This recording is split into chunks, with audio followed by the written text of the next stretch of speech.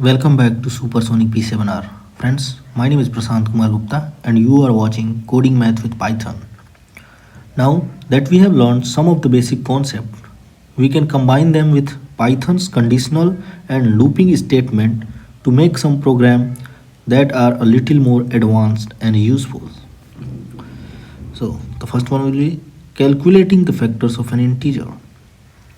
When a non-zero integer a divides another integer b, leaving a remainder 0, a is said to be a factor of b.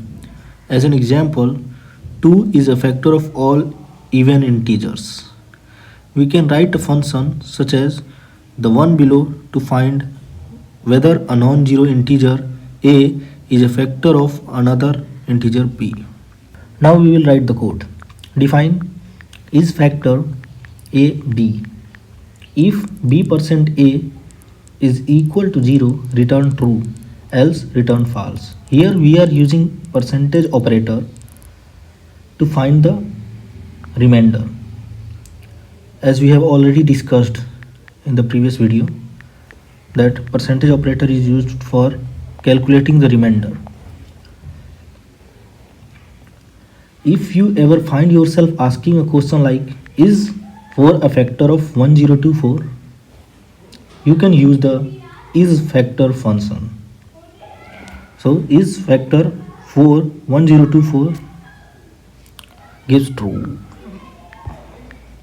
and 5 1257 gives false. For any positive integer n, how do we find all its positive factors? For each of the integers between 1 and n, we check the remainder after dividing n by this integer. If it leaves a remainder of 0, it is a factor. We will use the range function to write a program that will go through each of those numbers between 1 and n. Before we write the full program, let's take a look at how range works. A typical use of the range function will look like this. For I in range 1 and 4, print I.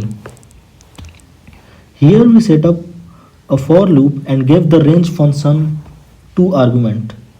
The range function starts from the integer stated as the first argument, the start value, and continues up to the integer just before the one stated by the second argument, the stop value.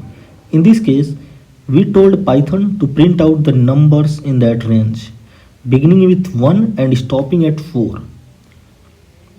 Note that this means Python does not print 4. So the last number it print is the number before the stop value, that is 3. It is also important to note that the range function accepts only integer as its argument. You can also use the range function without specifying the start value, in which case it is assumed to be 0. For example, for I in range 5, print I. The difference between two consecutive integers produced by the range function is known as the step value. By default, the step value is 1. To specify a different step value, specify it as the third argument. For example, for I in range 1 to 10 with step value 2, print I. Okay, we have learned how the range function works. Now we are ready to look at a factor calculating programs. We start out by commenting our code with 3 straight single quotes. The text in between those quotes would not be executed by Python as part of the program. It is just a comment. The factors function defines a for loop that iterates once for every integer between 1 and the input integer at 1 using the range function. Here we want to iterate up to the integer entered by the user b, so the stop value is stated as b plus 1. For each of these integers, I the program checks whether it divides the input number with no remainder and prints it if so.